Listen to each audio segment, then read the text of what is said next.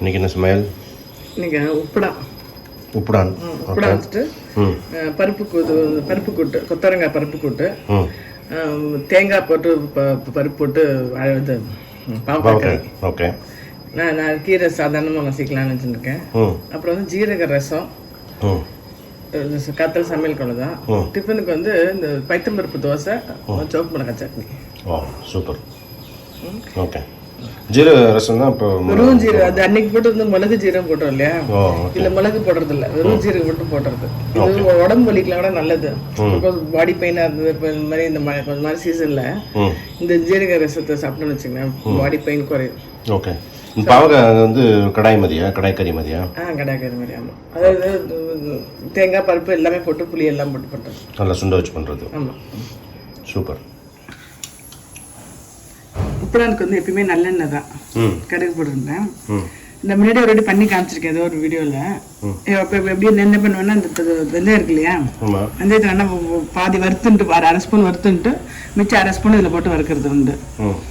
இப்போ அர்ஜென்ட்டு காத்தால இப்போ இந்த டயத்தில் அப்படின்னா நம்ம ஒன்றும் வறுத்து கூட போடணும்னு அவசியம் இல்லை. நல்லா ஒரு இந்த வெந்தய ஸ்மெல் தான் இந்த உப்புடானுக்கு. அதனால ஒரு ஸ்பூன் தாராளமாக போடலாம். இப்போ கடுகு போட்டிருக்கோம், காமிக்கிறீங்களா, ஒரு ஸ்பூன் அந்த கடுகு வெடிச்சுட்டு இது வறுக்கிறது கரெக்டாக இருக்கும்.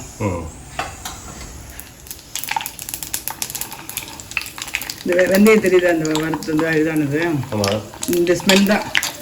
ஆக்சுவலாக இந்த பெருங்காயம் போடுறதுனால வெறும் அந்த வெந்தயத்தோட வாசனை தான் இந்த குழம்புல இருக்கும், நல்லா இருக்கும். ஆமாம், இது எவ்வளோ காரமோ அதுக்கு ஏற்ற அளவுக்கு வந்து மிளகா போட்டுக்கணும். ஒரு மிளகா ஒரு காரமாக இருக்கும். ஸோ அவளுக்கு எந்த காரம் வேணுமோ அது போட்டுக்கணும்.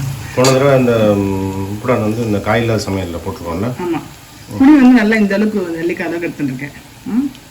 எடுத்துன்னு நல்லா கரைச்சி வச்சுருக்கேன் இந்த புளியை.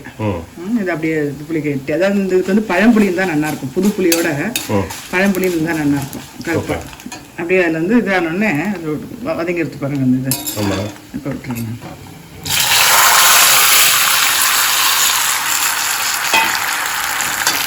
கொஞ்சம் மஞ்சள் பொடி போடுறேன். மஞ்சள் பொடி, உப்பு,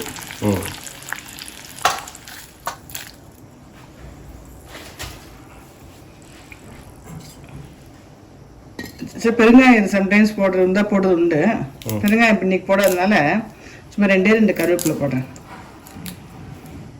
அதுக்குள்ள சில பேர் எதுவுமே போட மாட்டேன், அந்த வெந்தய ஸ்மெல் மட்டும் இருக்கணும்னு எதுவுமே கருவேப்பிலை பெருங்காயம் போட மாட்டேன்.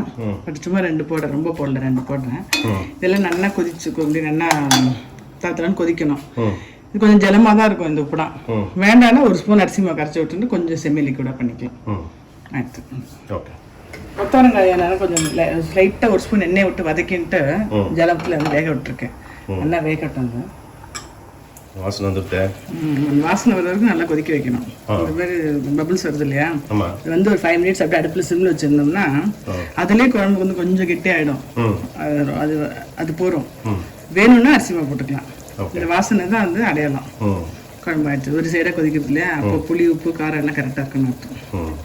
உப்புடானா கொஞ்சம் லிக்விடாக தான் நல்லா இருக்கும். அதனால தான் இன்னைக்கு கொத்தவரங்காய் வந்து பருப்பு கூட்டு பண்ணலான்னு வச்சிருக்கேன். பருப்பு கூட்டு வந்து ஒன்றும் கிடையாது, வெறும் பருப்பு கொத்தவரங்காய் தான். அந்த காரத்து புளிப்புக்கு சரியா இருக்கும்.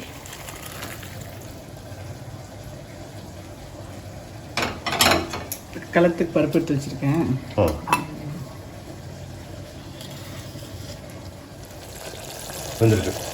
இது வந்து கொஞ்சம் எலசா இருந்தால் கொத்தவரங்காய் அது மாதிரி இதில் போட்டோன்னே வந்துடும்.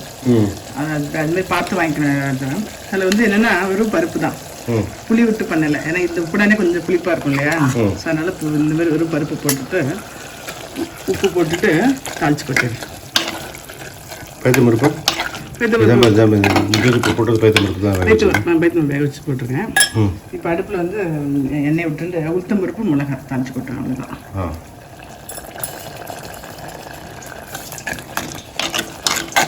உப்பு பருப்பும் கொஞ்சம் மஞ்சப்பொடி போட்டிருக்கேன். இது நல்லா வேகட்டும். இதாக ஒன்றும் ஆனதுக்கப்புறம் தாளிச்சு போட்டுறேன். நல்லா ஒரு ஸ்பூன் உளுத்தம்பருப்பு, அரை ஸ்பூன் கடுகு, ஒரு ஸ்பூன் உளுத்தம்பருப்பு, மிளகா வந்து காரத்துக்கு ஒரு 4-5 மிளகா,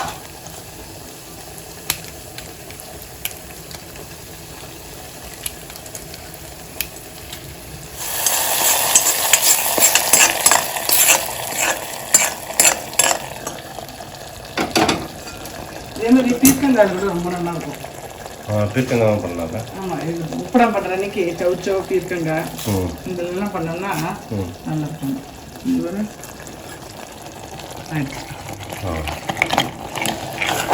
பருப்பு கூட்டு ஆனால் பருப்பு கூட்டு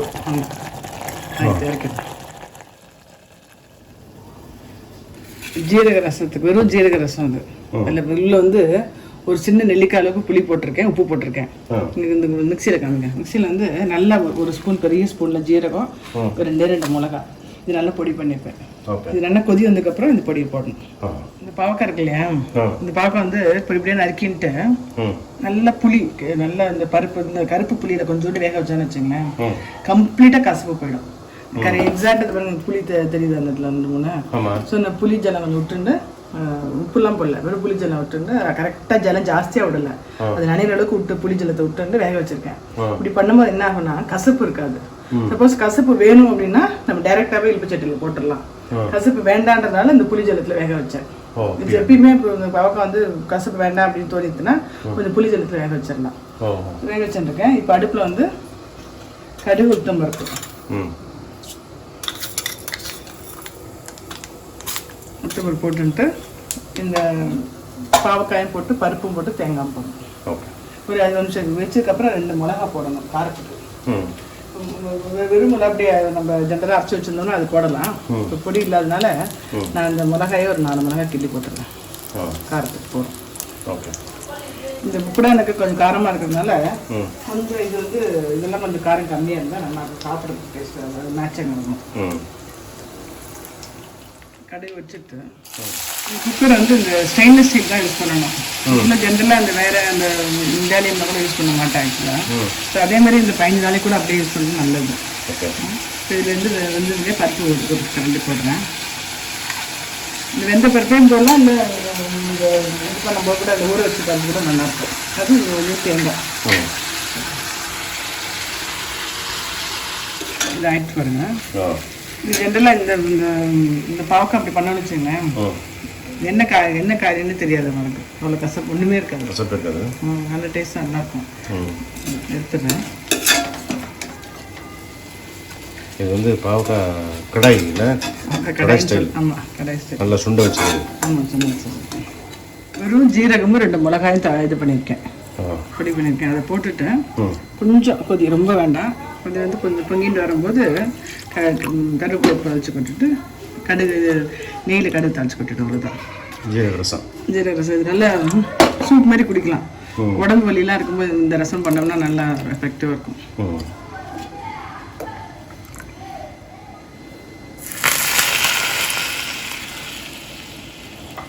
சிம்பிளான ரசம் ஆயிடுச்சு. இருக்கேன் சிம்பிள் பட் எஃபெக்டிவ். கீரை வந்து பொறுத்தல் மாதிரி பண்ணலான் இருக்கேன். கொஞ்சோண்டு இது எண்ணெய் விட்டுட்டு ஜீரகம் போட்டுட்டு இதை அப்படியே போட்டுருவேன். இந்த கீரையை வந்து அலம்பிட்டு போட்டுருவேன். கொஞ்சோண்டு ஜலத்தை தெளிச்சுட்டா போதும். தெளிச்சுட்டு அடுப்பு சிம்மில் வச்சோம்னா நல்லா வெந்துடும். வெந்ததுக்கப்புறம் கொஞ்சம் தேங்காயும் மிளகாயும் அரைச்சி விட்டுருவேன். சும்மா அப்படியே உதிரியாக பொறுத்தல் மாதிரி இருக்கும். கீரை கறிமது. ஆமாம், நிறைய பேர் வந்து கீரை எதுக்கு பண்ணக்கூடாதுங்கிறது ஆக்சுவலி அவள் ஆற்று வழக்கம். என்னென்னா பெருங்காயமாக யூஸ் பண்ணுறதில்ல இந்த சமையலில். இஞ்சி வந்து சம்டைம்ஸ் சில சமையல் யூஸ் பண்ணலை. அப்போ டைஜஷன் ப்ராப்ளத்துக்கு வந்து இந்த கீரை வந்து எல்லாம் வயசானவர்களுக்குலாம் ப்ராப்ளம் இருக்கும் இல்லையா, ஸோ அதனால கீரை வந்து கண்டிப்பாக நம்ம பண்ணுறோம். சில பேர் நேரத்தில் கிடையாது, என்ன பண்ணாங்க, நம்ம வந்து புதினா சேர்க்க மாட்டோம், பொட்டுக்கல்ல சேர்ப்போம். பொட்டுக்கல்ல சேர்க்கக்கூடாதுங்கிற இனிமே நம்ம பார்க்கணும் இல்லையா. பொட்டுக்கல்ல சேர்க்காம கீரை வந்து நம்ம வாத்தியாரே வந்து கீரை பண்ணலாம் தான் சொல்லுவாரு. கீரை பண்ணுங்கன்னு வர ஒரு வயசானவெல்லாம் வர அப்படின்னால, ஸோ அதனால் அப்படி பழகிறது கீரை இல்லாமல் சமையல இல்லாத மாதிரி எடுத்துடணும். 2 தேங்காயும் 2 மிளகா நல்லா பொடி பண்ணிக்கிறேன் கீரைக்கு. கீரை வெந்துடுத்து அதுக்கப்புறம் வந்து தேங்காயும் மிளகாயும் போட்டு சும்மா வதக்கிடுவோம். பொறுத்தல் மாதிரி இது நம்ம பொடி பொடியாக கீரை நறுக்கியிருந்தோம்னா சூப்பராக இருக்கும் பார்க்கறதுக்கு. நான் பெருசாக நறுக்கிட்டேன். நான் இல்லாமல் நல்லா தான் இருக்கும். நல்லா இந்த பர்பஸ்லி மாதிரி. டிஃபன் வந்து பைத்தம்பருப்பு தோசை. இது எப்படின்னா பைத்தம்பருப்பு ஜாஸ்தியாக 2 கிளாஸ் அப்படின்னா சும்மா ஒரு கிளாஸ் வந்து பச்சரிசி, சும்மா ஒரு கைப்பிடி வந்து உளுந்து போட்டுருக்கேன். இது நல்லா கலைஞ்சுட்டு இதை வந்து அது உடனே வத்தரலாம். இது கூட வந்து உடனே ஊற வைக்கணும். ஆக்சுவலாக ஒரு 3-4 ஹவர்ஸ் ஊற வைக்கணும். இப்போ காற்று சமையல் முடிச்சுட்டு ஊற வச்சோம்னா சாயந்தரம் 5 மணிக்கு அரைச்சி 7 மணிக்கு வத்துடலாம், உடனே வத்துடலாம். அதுக்கு என்ன பண்ணுவேன்னா காரத்துக்கு வந்து வெறும் இஞ்சி தான் போடுவேன் நான். இஞ்சி எலசா இருக்குது இப்போ கிடைக்கிறது, வெறும் எலசா இஞ்சி. ஸோ இஞ்சி நல்லா இவ்வளோ ஒரு பீஸ் போட்டுருக்கேன். உப்பு போட்டு அரைச்சிட்டுருவேன், நைஸாக அரைச்சிக்கிறேன். இந்த மாவு அரைச்சின்ட்டேன். 2 டம்ளர் பைத்தம்பருப்புனா 1 டம்ளர் வந்து பச்சரிசி, ஒரு கைப்பிடி அளவு வந்து உளுத்தம்பருப்பு, ஒரு 3-4 ஹவர்ஸ் ஊற வச்சுட்டு நான் அரைச்சிட்டுருக்கேன். இஞ்சி கொஞ்சம் ஜாஸ்தி, இஞ்சி ஜாஸ்தி, வேற எந்த காரத்துக்கு எதுவும் போடலை. ஸோ அதனால இன்னைக்கு வந்து சிவப்பு மிளகாய் சட்னி. இந்த சிவப்பு மிளகாய் வந்து நல்லா வறுத்துன்ட்டேன். ஆக்சுவலாக கொஞ்சம் டேஸ்ட் நல்லா இருக்கும். வறுத்துன்ட்டு இந்த மாதிரி 2 பீஸ் போட்டுருக்கேன் தேங்காய், அவ்வளோதான். தேங்காய், உப்பு, கொஞ்சோண்டு புளி, இந்த அளவுக்கு புளி, இந்த ஒரு கைப்பிடி அளவு கருவேப்பிலை போட்டு நல்லா நைஸாக அரைச்சிட்டு கடுகு தாளிச்சு போட வேண்டியதான். இந்த சட்னி வந்து இந்த இதுக்கு நல்லா இருக்கும். இந்த ஒரு இஞ்சி இது போட்டுற தோசைக்கு சூப்பராக இருக்கும். இது வந்து வரமிளகா சட்னி. வரமிளகா சட்னி அரைச்சிக்கிறேன். இது வந்து பைத்தம்பருப்பு இஞ்சி தோசை. ஆமாம், சட்னி ஆகிட்டுல. சட்னி ஆகிட்டு இப்போ சட்னி தோசை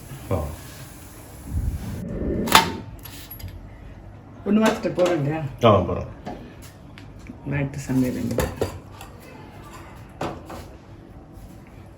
பாசிப்பருப்பு தோசை, பாசிப்பருப்பு இஞ்சி போட்ட தோசை, கருவேப்பிலையும் இந்த சிவப்பு மிளகாய் போட்ட சட்னி, கலத்துக்கு பருப்பு, உப்படா, கொத்தவரங்காய் பருப்பு கூட்டு, ஜீரக ரசம், பாவக்காய் கடாய் மாரி அது, அப்புறம் கீரை பருத்து. ஃபண்டாஸ்டிக். இது 1 ஹவர் இருக்குல்ல உனக்கு? நீங்கள் கொஞ்சம் சீக்கிரம் ஆகிடுச்சு. நீங்கள் சமையல் கம்மி தானே, சீக்கிரம் 45 மினிட்ஸில் முடிச்சிட்டேன். Super zesty, thank you. ஓகே.